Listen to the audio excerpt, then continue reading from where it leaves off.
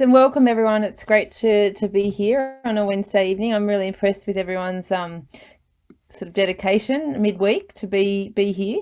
And most of you are probably in some sort of lockdown if you're in the ACT. So that makes this sort of participation even more remarkable, I think. I'm going to share my screen now and take you through just a few slides, just to give you a bit of a broad overview of how I've been researching these sorts of movements, and then sort of open that up into some inputs from Matt.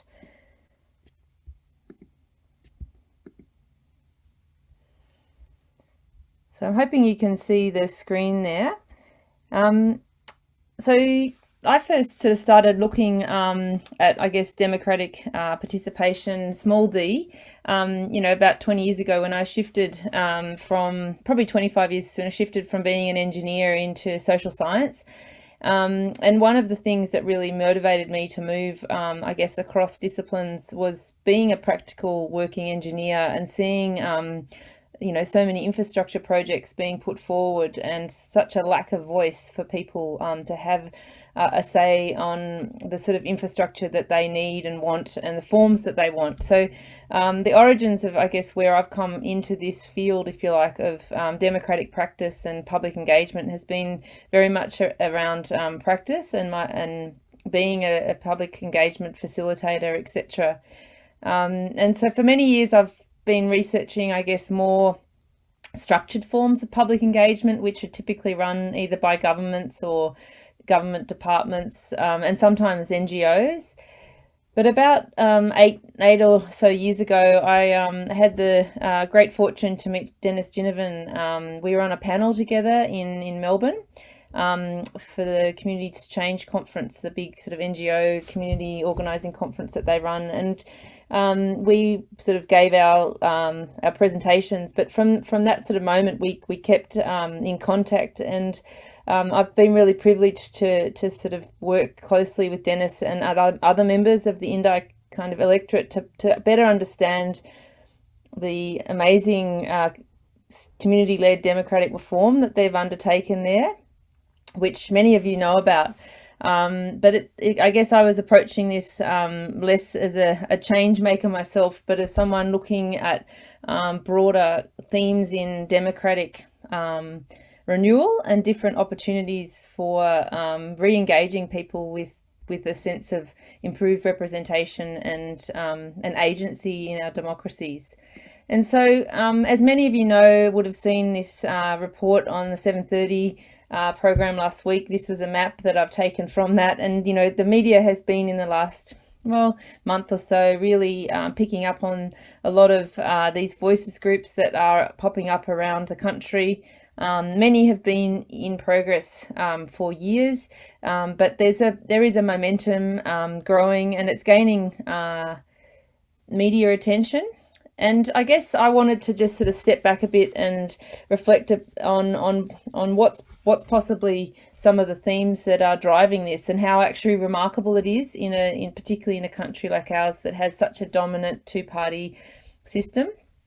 And so this is a book that I've recently published with two colleagues, Selene Erkan and John Boswell, and we talk about small-scale forms of democratic mending. We call it mending, and in that book, Indi features as a case study among some other case studies. But the central idea in this book is that, from the citizen's perspective, democracy is really under strain. We hear a lot of problems around democracy at the moment, around populism, around social media, around failed leaders, all those sorts of things. But from the citizens' perspectives, our kind of take on this is really that there's a fundamental disconnect that people feel with their representatives at the sort of electoral level, and that might be local, or in our system, the state or federal MP.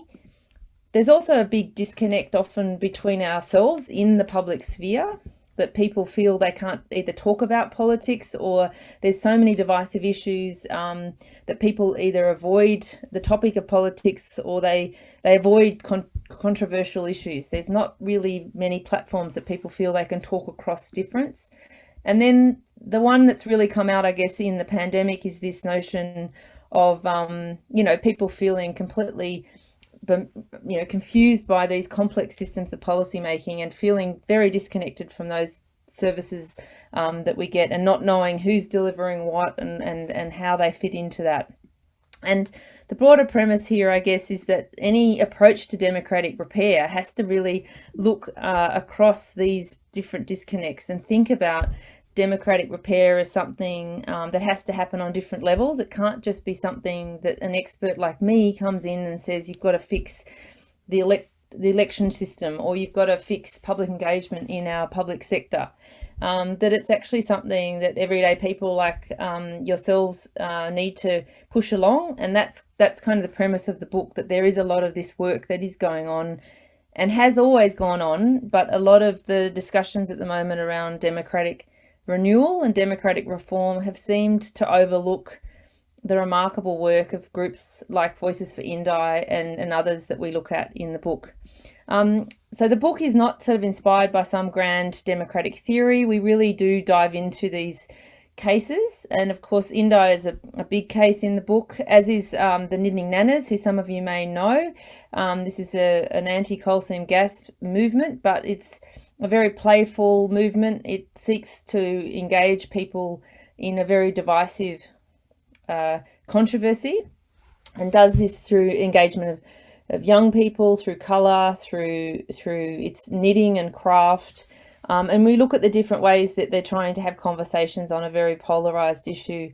And then the other case study we look at is that the NHS, the National Health System in the UK, where there's quite a lot of innovation happening that's not well appreciated, where public sector managers are actually doing a lot of democratic repair work themselves. I'm not going to talk about those two case studies today. I did just want to do a little bit of an overview of Indi, which many of you I'm sure know well about, but I guess some of the things that I did want to bring out was the community building that lies behind I guess the independent that eventually got elected. That was has been the focus of my interest, to really understand not so much what Kathy did once she was in power and Helen Haynes, but actually the movement that got them to that point. And I guess as some of you may remember, Indi for many years was a very safe Conservative seat, and that map actually has changed. There's been electoral boundary changes, but at the time of the 2013 election, there was a member there that was very much an aspirational sort of party politician, and at the time was really not particularly keen on constituency work, or had a particular style of constituency work, is probably a more generous way of putting it, but tended to think that people weren't really interested in politics. And I guess she really underestimated this particular group of people. Some of the founders of the Voices for Indi, which originally was called the Voice of Indi, which got renamed. But I guess it was the sort of sense that I think a lot of people here in the ACT may feel, and in other electorates, that they're not really feeling like they have a voice. But more importantly, I think that the Voices movement in Indi really wanted to start people talking about politics, about what they need, what they ought to be expecting from their MPs or their any elected representative, and what sort of political leadership they thought the region needed, or the electorate needed. And I think one of the things that sort of maybe isn't well appreciated is that at this time Indi wasn't really a brand. It wasn't a label. It wasn't something people self-identified with. It was an electorate that had, has many small towns and regional centres in it, and people have much stronger identity with those than this thing called Indi. So a lot of the work, both in the election campaigns, but also in those early days, was trying to have those conversations across this big geographic area to try and understand whether people across that area really whether there were some similar themes that were coming up, and what sort of values people expected from their representative. And central to that, which many of you have, I'm sure, heard of, are these conversations that were carried out through people's social networks in book clubs, in people's family groups, in their church groups, in their workplaces. These were not sort of deliberative democracy type venues where people were all randomly selected. These were intentionally quite intimate conversations that people had around kitchen tables or park benches, wherever people met. But the point here, I guess, is that the idea, as I understand it, is giving people a safe place to talk about politics and enabling people to feel that they can be listened to. And some of the people I've spoken to in the Voices for Indi movement talk about that being such a profound experience for many people. So a lot of the effort, I guess, does go into creating this report, which is the one on the right-hand side there, that was eventually handed to the sitting member at the time. But actually, it was those conversations that informed people's understanding of what it meant to live in Indi and what's good about political representation. How might we realise that? There was not really much talk, as I understand it, the early days, of putting an independent forward. But of course, things changed, and it was sort of became apparent that the current member wasn't really interested in engaging in that kind of community input.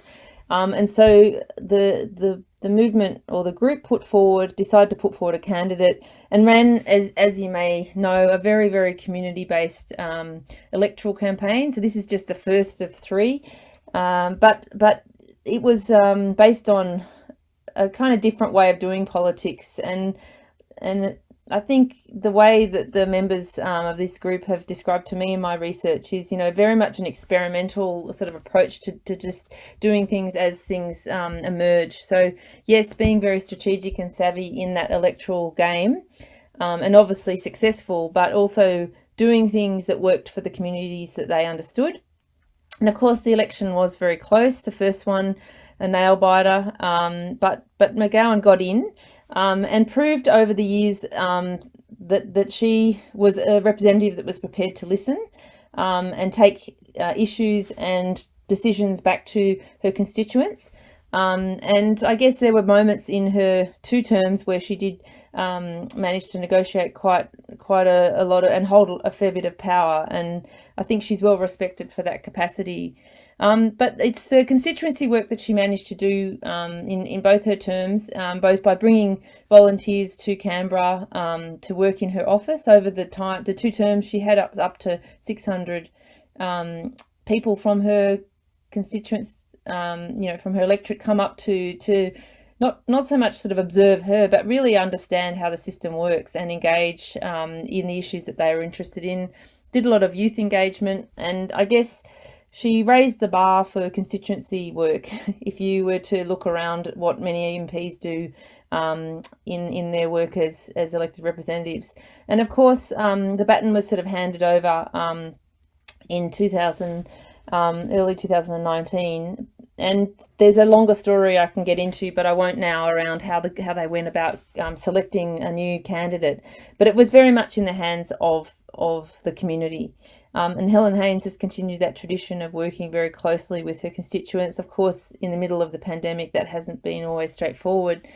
I guess the thing that I wanted just to sort of shift into now is, of course, recognising there are many of similar kinds of groups emerging, but they're also very diverse. And I think, I know there's people here from Indi as well, and they will look at some of these groups and know that they're all taking a different kind of path. And I think that's important to recognise. I think the mainstream media possibly doesn't do justice to that diversity. And some of these groups are thinking, very strategic about putting an independent up. Some of them are just starting to have conversations. Some of them just want to make the seat marginal. It's a big, diverse world, and you can see PROACT there. I put that up there, Glenn. I guess one of the things that you could say that's drawing across these groups, although they are diverse, is a kind of, a sense that the party politics system is just not delivering. Both for its divisiveness and infighting, lack of leadership. But these are all sort of process issues, as opposed to kind of being fed up on a particular policy issue. I think there are some issues like climate change and possibly inequality that do run through these groups or are motivators. But I think generally it's a different kind of, if you want to call it, social movement around democratic process as opposed to an issue. I'm just conscious of time here, so just to wrap up, I wanted just to say that, you know, these experiences in Australia are you know, we're not alone. I think they take different shape elsewhere. In America, there's been quite a lot going on, which may surprise many of you because we don't hear very positive stories about American democracy. But at the state level and at the local government level, there's been an enormous number of citizen movements changing, particularly the rules and around funding and gerrymandering. And there's a great film you can watch around that by a man called Hendrik Smith, but it's called The Democracy Rebellion if you Google that. It's a PBS documentary. And of course, there's other experiences in the UK. There's been a bit of a movement at the local government level around a similar sort of idea of the Voices for campaign, but obviously not at a federal level. But, you know, these are, I guess, lots of examples where the party system is failing to deliver for people. This is just the final slide, and the book that we have published really talks a lot about connective democratic repair. There's a lot on this list. The one thing I will say that maybe for PROACT and other groups that really came out through the Indo research is really that trying to make the experience of participation and democratic engagement fun and social, and that it's something that's built into people's everyday life. And there's a lot of joy and of course a lot of hard work, but I'm sure there's people on this Zoom call that can talk more about the fun times they've had in order to make it, you know, a different kind of politics. So I'll leave it there and hand it over to Matt. Great, thanks, Caroline. I'll just say a few words while Matt's getting himself organised. I have to say, as someone who has, I guess it's not sure what you call it, but a love of building IKEA furniture, flat-back democracy really appeals to me, I have to say. I think we've branded it all wrong in Australia. I've got a few questions, Caroline, but we'll wait till the end. And if you do have questions coming up, do pop them in the chat because we will be looking through those. But I'm looking forward to hearing from Matt from Independent Voices for the Senate. So Matt, over to you. Thanks, Glenn. Good evening, everyone. I'm coming to you from Canberra, Ngunnawal country, and I'm going to talk a bit more just about nuts and bolts things. And I'm going to start with some basics, or I'd like to start with some basics, which may be covering some very familiar ground for many of you. So please bear with me through that. At the next federal election, which is, you know, sometime in the next 6 or 8 months, there's going to be 15 to 16 million voters across Australia. Each of those voters will have 2 ballot papers, one for the House of Representatives and one for the Senate. The House of Reps and the Senate have very different voting systems.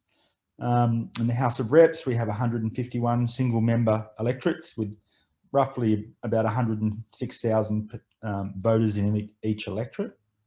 In the Senate, which is more complicated, there are 76 senators, 12 from each state, 2 from each territory. At a normal federal election, electors are choosing 6 senators from each state and 2 from each territory. All the voters in each state or territory are voting for all the senators in that state or territory. Senate ballot papers are usually very large, much larger than a lower house or an electorate ballot paper, and because there's many parties that contest the Senate and a lot of independent candidates. I think in the New South Wales 2019 federal election for the New South Wales Senate, there was 105 candidates. I'm just going to share a screen, which is a picture from the AEC. Excuse me. Trying to get the right.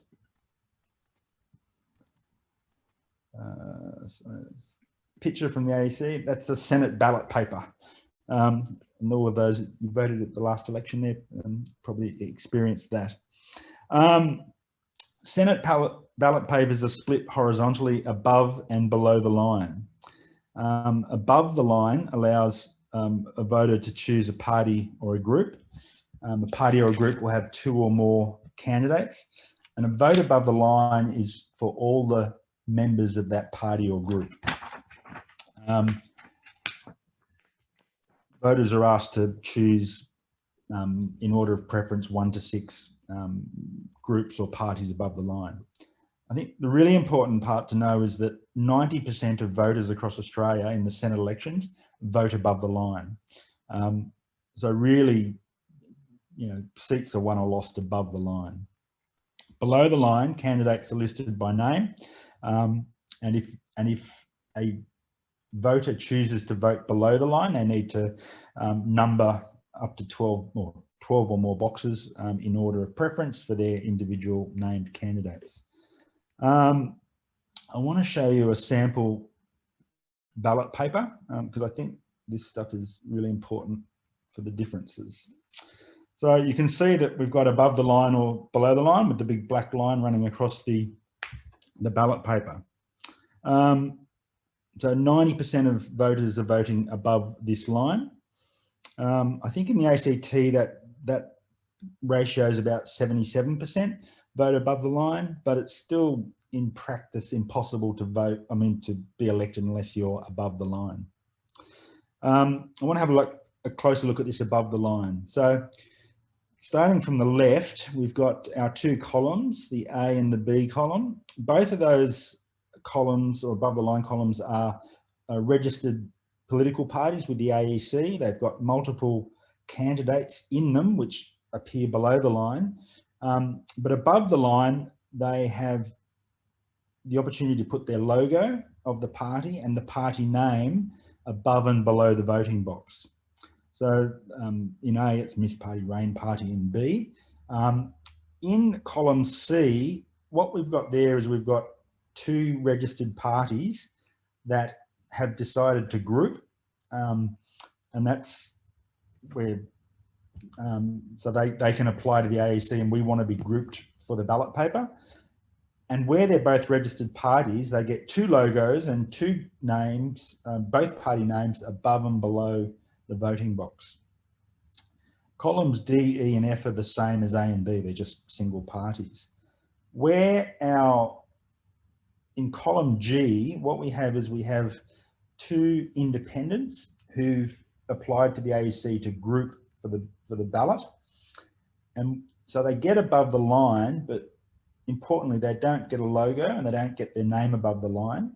And below the line, they no longer get the word independent written under them, presumably because they've grouped rather than them not being an independent. And then on the last column on the right, which hasn't got a letter and there's nothing above the line, that's essentially all the ungrouped independent candidates. I think, so in New South Wales, there was, and those candidates are put in random order, but they normally attract the people that they know and a small group or small numbers of voters. But they can only receive a vote if the voters are choosing below the line, which is a tiny minority of voters. So I think it's pretty wide. My position or our position, and I haven't heard anyone contradict it yet, is that it's impossible to be voted or to win a Senate election unless you are above the line. It certainly hasn't been done since 1984, I think. In 2016, they changed the electorate system to stop preferencing between the parties from the minor party preferencing harvesting that they were doing. So now, basically, your preferences exhaust after 6 if you're voting above the line. So that it basically favours the bigger players rather than the smaller players. So Independent Voices for the Senate is an organisation. We're trying to become a registered political party because we think that is the way to be a mechanism where aligned community independents can be chosen as well. So our idea is that our candidates are chosen by the community groups in each state and territory. And those candidates and those groups have aligned values of respect, integrity, diversity and democracy. that those candidates can compete in the Senate election on an even playing field by being above the line and with a logo and with a party name above the line. Those candidates and or senators, if they're elected, can remain true independents in that they're not a member of our of the organisation of the party, and they're not required to be, and they'd be encouraged not to, and that the party has no policy platform or involvement with those members if they are, or those candidates if they are elected. The candidates and their supporting groups control their own campaign, and obviously the party and those groups support the campaign of the candidates, but ultimately the lead candidate in each state and territory controls their campaign. So the goal of the organisation is to get independence, true community independence, into the Senate. It's to be a mechanism or a tool, if you will, that can be used by the sort of broader movement and hopefully engaged with by the broader movement to multiply really what's happening in the electorates, the individual member of electorates, into the Senate. As far as I'm aware, the only community political group, grassroots group, that is looking at the Senate is PROACT, and I think that's probably more about the unique circumstances of the ACT rather than anything else. All the other groups, and I'll be corrected if I'm wrong here, but I'm fairly certain that they're all electorate based, they're all very independent, they're all very focused on their own electorate and getting that independent representation for that electorate. Now that, and while they're doing that, it's almost impossible to see how that can leverage in any sort of combined way to get things to get someone elected to the Senate. And we're trying to build this mechanism that can help them do that if they decide that that's something that they want to do, which hopefully that gets on the radar before this election, and if not, then in further elections down the track. So in the ACT, PROACT is the only electorate-based group. It's looking at the Senate. So the way that independent voices for the Senate works is that we would be asking PROACT to nominate a candidate for us, or choosing a candidate that would be nominated by independent voices for the Senate. We would not, so we would then offer that branding or that nomination to their candidate. Any campaign for that candidate is controlled by the candidate in the ACT, and we would be supporting, along with PROACT, that candidate with boots on the ground and whatever resources we would bring to that in conjunction with the local community groups. If for whatever reason the chosen candidate of a community group or a group of if any chosen candidate in any state and territory decided that they didn't want to use the independent voices for the Senate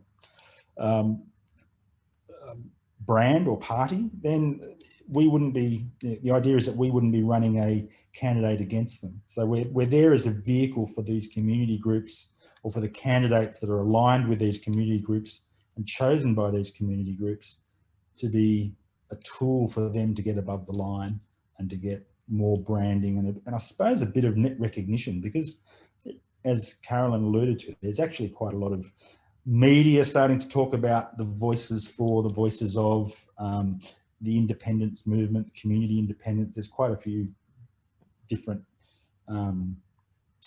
names that it goes by, but really the theme, while it might only be in 30 electorates, I think there's much broader understanding and knowledge of it than just those electorates. I think there's plenty of people out there looking or wishing they had a movement in their electorate.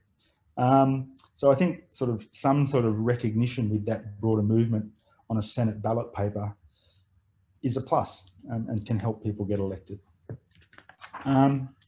And yeah, that's pretty much what we're doing at this stage. We're looking to be, we're trying to get registered. We're trying to get sufficient numbers to get registered in time for the next election, and that's obviously a challenge. But yeah, we're working towards that goal. And then once we do that, we'll be engaging with the various groups in each state and territory, and hopefully getting some aligned independent candidates and helping them with their campaign and being in a prominent position on the ballot paper. Thank you. Great, thanks, Matt. I think that is a key difference that Matt's outlined there in the lower house. Obviously, you can run as an independent, just have independent written under your name, and certainly Anthony Pesic, who ran as an independent and grouped with someone else, ran as a grouped independent last time, but didn't have a party above the line. I mean, I think it's important to note that obviously Kim Rubenstein has I think today's paper said that she's secured sufficient votes to register her party as running as an independent senator above the line.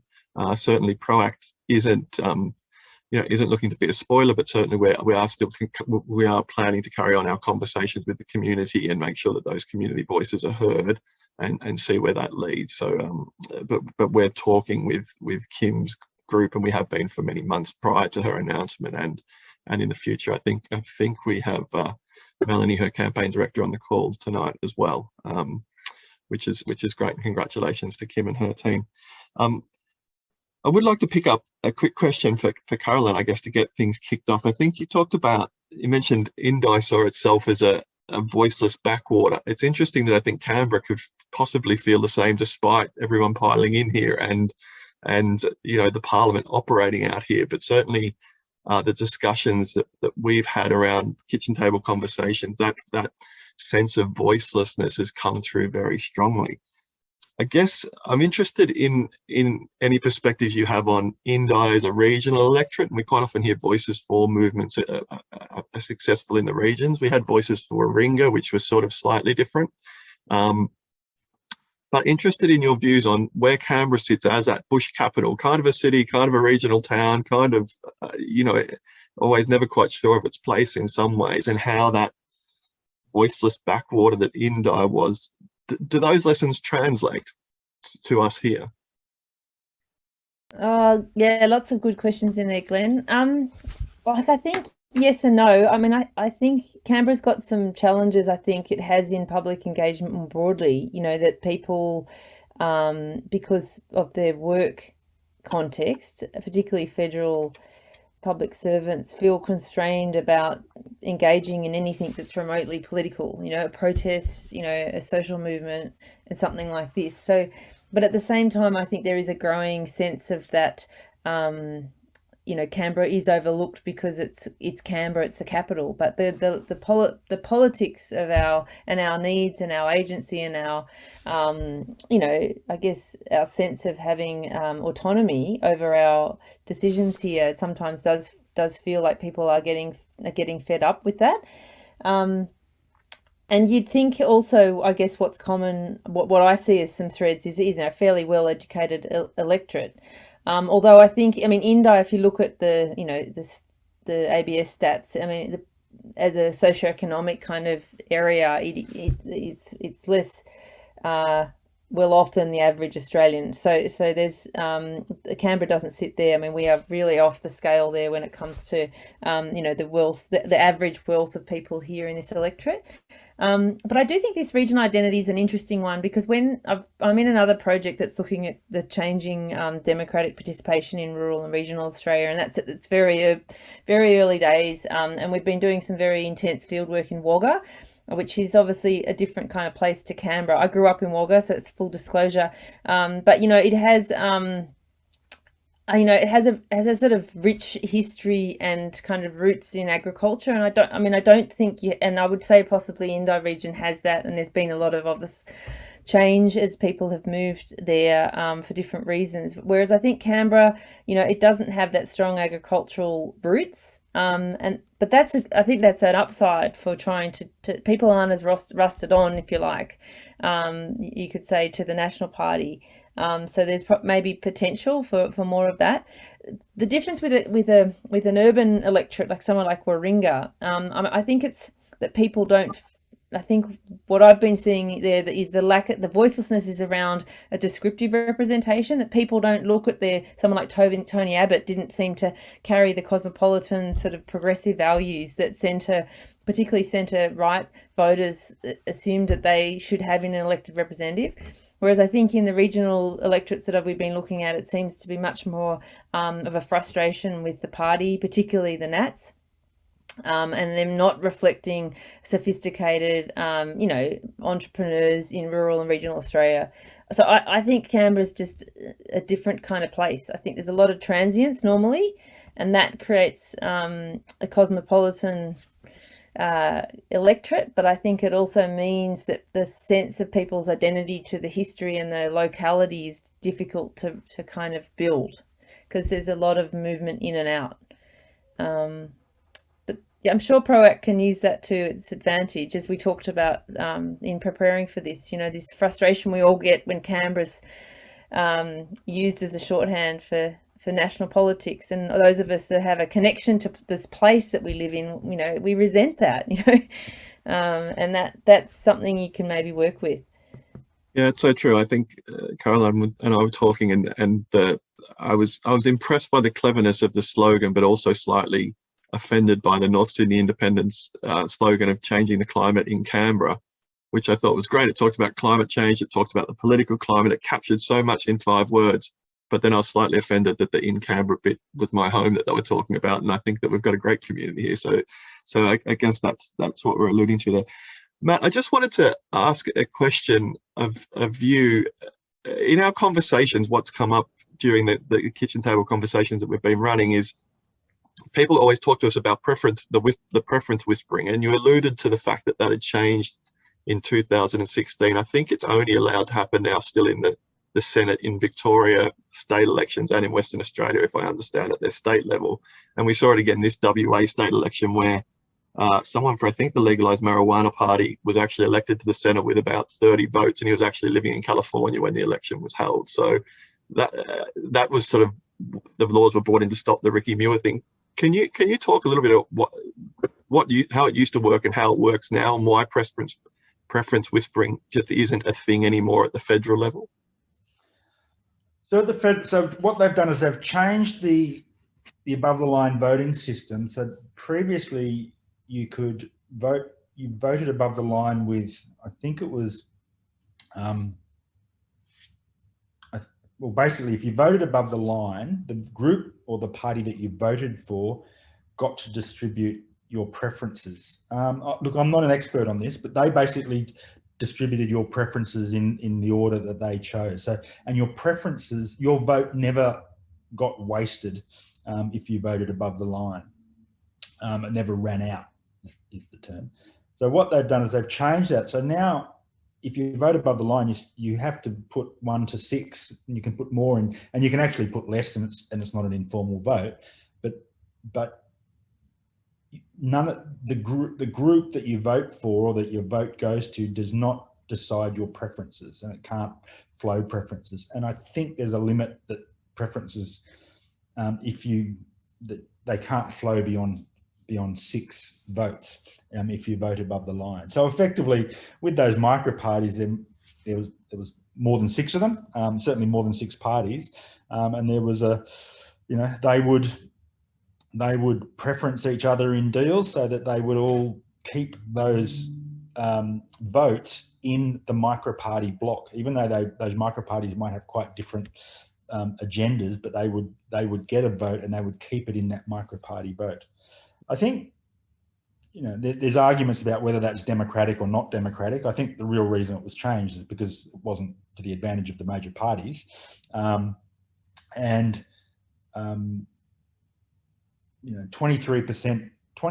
23% of the votes don't go to the Coalition, the Greens or the Labor, but they get 95% of the senators elected pretty much every thing. So is that democratic? So part of the problem for the non-major grouping and independents is that they are so fractured. There's no sort of coherency about it. And, the preference whispering was a way to keep those votes in that dispersed group, and that's not available anymore.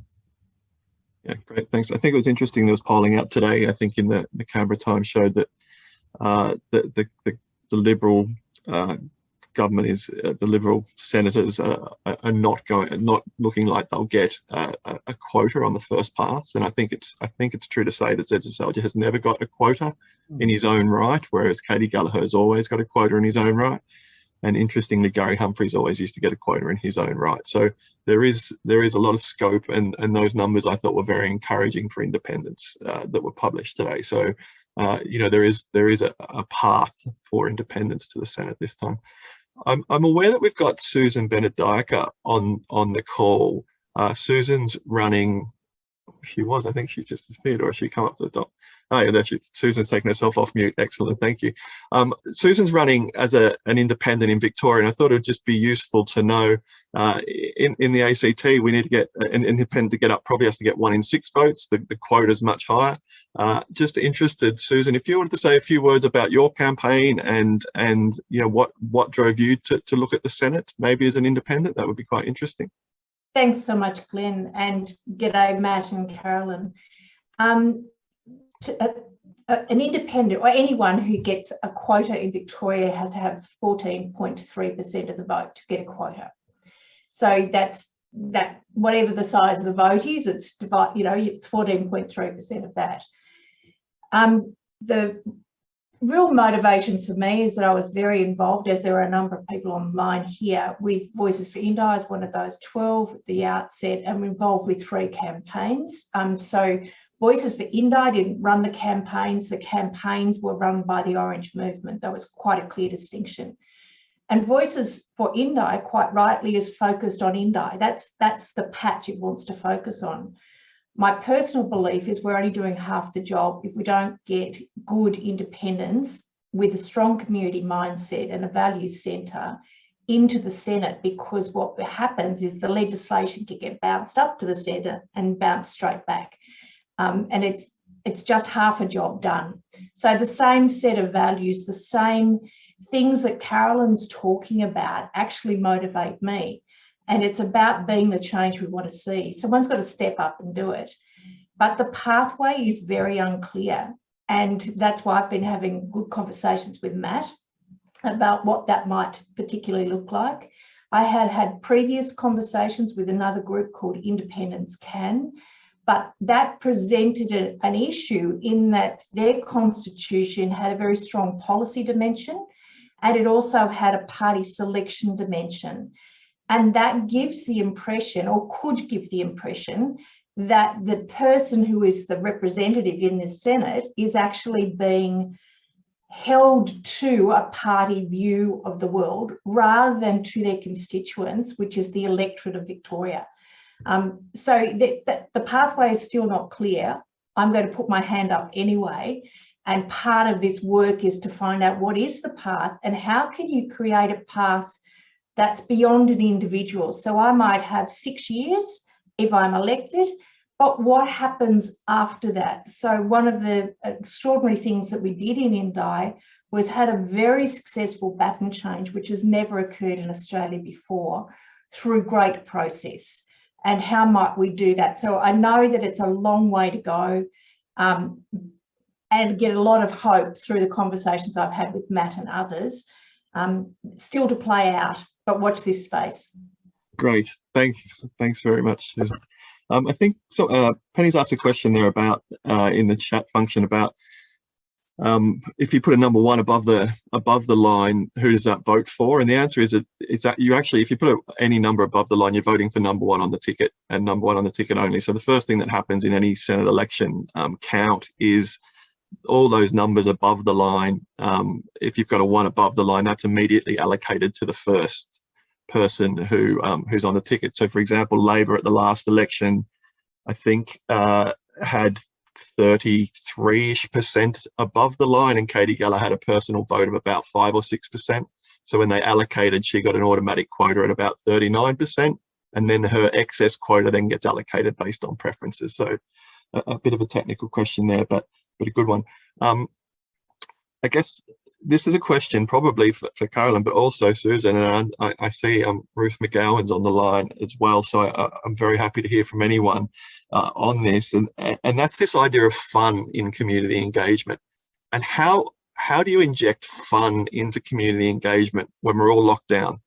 And this is something that PROAC's been wrestling with for 4 weeks. We thought it'll only be a week, it'll only be 2 weeks, you know, and now we're at 4 weeks and potentially, I've lost track. I'll guess 2.5 weeks to go from our 4 originally.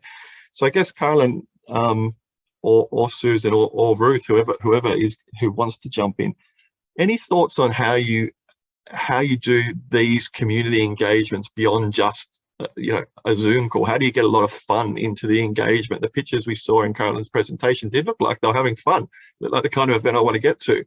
It's a bit more difficult at the moment. Any sort of thoughts on that, and how as a group we can have, you know, engaging community engagement that brings in a bigger crowd and we can attract people even in these most strange times? Yeah, look, I do really appreciate this particular challenge at the moment. It's particularly for groups that are at that very early stages. I think I was giving a talk to a Swedish group the other day, because this is a big issue facing all social movements around the world. And one of the things in Australia that's been notable is, well, painful but notable, that we've been in and out of lockdown. So communities have been able to, you know, reconnect and then go back in, you know, more or less. But if you're at that early stage of trying to get your group off the ground, that presents a lot of challenges at the moment for you. And there's other groups in the same sort of condition where they don't have that effectively those memories. I mean, this is what sociologists are kind of really pointing to now, that we can do a lot on online environments, and particularly in large electorates, it's really changed the way we think about geography and all these groups connecting, the way we're doing this now. But there's not much memory building, and that's where I think some of this association with fun and the social connections that we form when we meet face to face.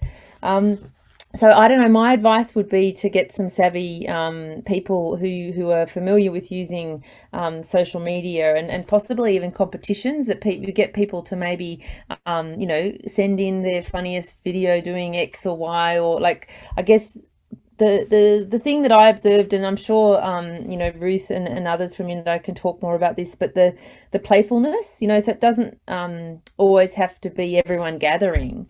But some sort of event or something that enables people to have a laugh around something that is serious business.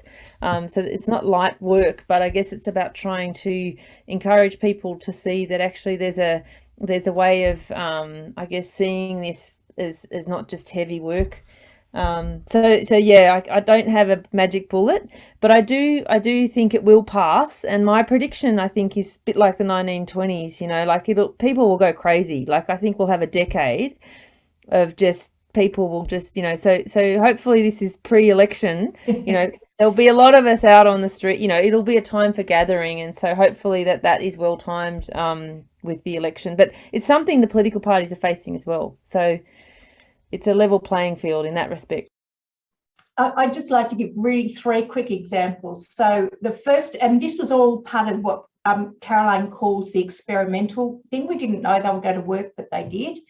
One was that when we had that orange report, the Voices for Kitchen Table report, people would pop up on their timelines or their Facebook holding the report. I can remember actually having a holiday in Indonesia, and so I had it with me in front of an elephant, and it was coming in from around the world as people were just posting photos.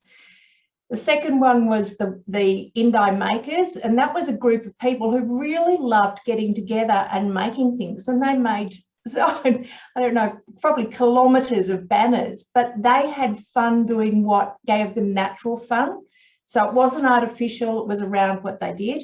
And then the third one was on the first election day. So we had about 700 volunteers that first election, is that we were at that stage allowed to dress up booths. So we had a competition with people dressing up their booths, you know, their electoral booths, and making the stands look absolutely fantastic. And then putting that on Twitter. And that meant we were trending on Twitter all day. And again, it was totally experimental. We didn't know it would happen. You could make fun anywhere. Great, thanks. I see you've put a few comments in the section there, Ruth, but please jump in. Just want to quickly add, because I didn't live in Indi, but I have been working a lot with women all over Australia as a partner with Women for Election, and a lot of the Victorian local government elections in New South Wales are online. So within the next 6 months for this federal election, it's likely it's going to be online. And I reckon get some comedians. Your social media needs to hum with humour, and that's how you get your voters. So there's two groups. How do you get your campaign team having fun? And, you know, there's a lot of virtual stuff you can do there like this, but make it fun and light. But the voters' humour really works online. Quick, snappy humour, so hire some comedians and make your fundraising fun. That would be my tips. Excellent, thanks, Ruth. It's a lovely segue to a quick plug for an event we've got going over the weekend, which is a Craig Rucastle directed movie called Big Deal.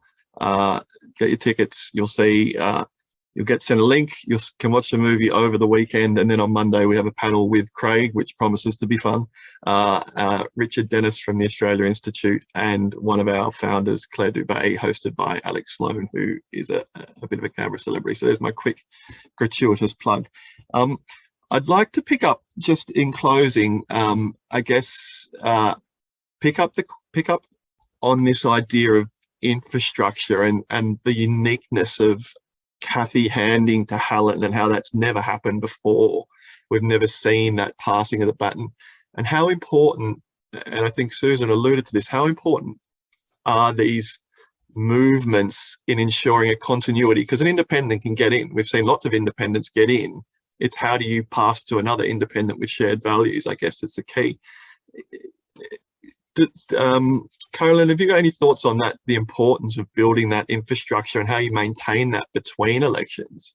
Maybe Susan or Ruth also have got something to say about that, but how do you maintain this infrastructure between elections, and what's the role of these Voices for groups, because they are very different to the campaign?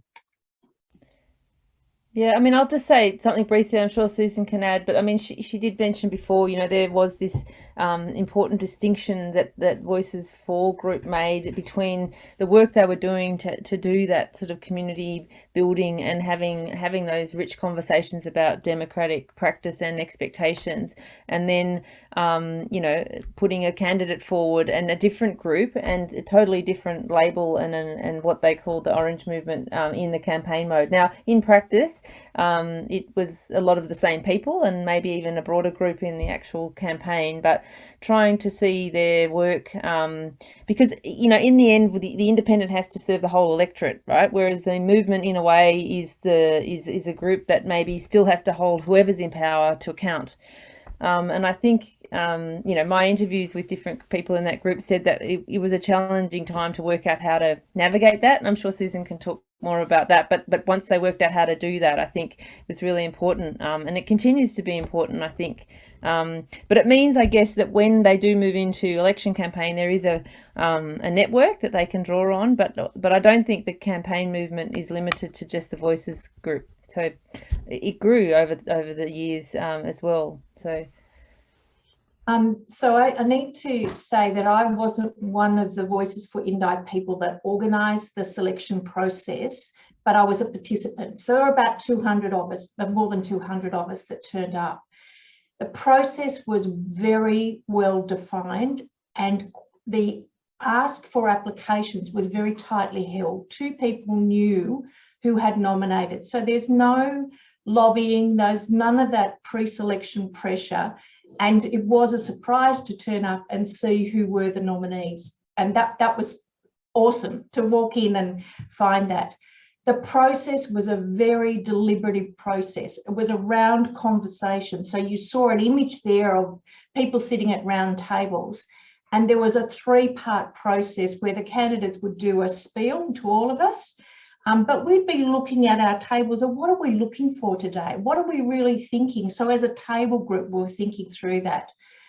I think what was remarkable was the absolute intent, and that it was true that we were going to have a full consensus by the end of the day. And that's exactly what occurred. So it wasn't a fight between people. It was a consensus choice about who is the best person that epitomises those values. And again, Voices held that, but they did not then go on and run the campaign. And I know that Matt's been talking very clearly about he would love to see that sort of process occur in jurisdictions that elect a senator, that they come together for the purpose of selecting the Senate ticket, and then they go back and do the work that they need to do. So it's a really clear distinction. But it's again about great process, really good values, and living those values. Great, thanks. I think Ruth has alerted me to the fact that Anne Shaw's on the call and she was in on that experience. I'm conscious of the time, but Anne, I'm not sure if you wanted to add anything to that. Hi, no, I can't add a lot to that. I think Susan's just explained the process quite well. It was a lot of work went behind the scenes to develop the process. It was something that had never ever been done before. But the fact that were there for several hours till consensus was agreed was important, and I think it's held up well. And first time that it's ever happened, really. So, yeah, it was an exciting process to be part of. Great, thank you, Anne. I am conscious that we said we would go for an hour, and we're a couple of minutes over, but that's all right. I thank you all for giving up your time on I think it's Wednesday. I've lost track in lockdown, but I believe it's a Wednesday night. So thank you very much, Carolyn Hendriks, for giving us your time. Matt Denning, thank you very much. Susan, Ruth, and Anne, thank you for contributing for the Indi experience. It's wonderful to have that knowledge on the call. I will not hang up straight away, because I see that Anna Greta's done a great job and put the link to the tickets for the movies in the chat. So if you do want to go and click on that, feel free. But otherwise, thank you very much. And it's wonderful to be part of a vibrant community that wants to talk about democracy and taking it seriously and how we all get involved. So thank you for taking the time. Have a good evening.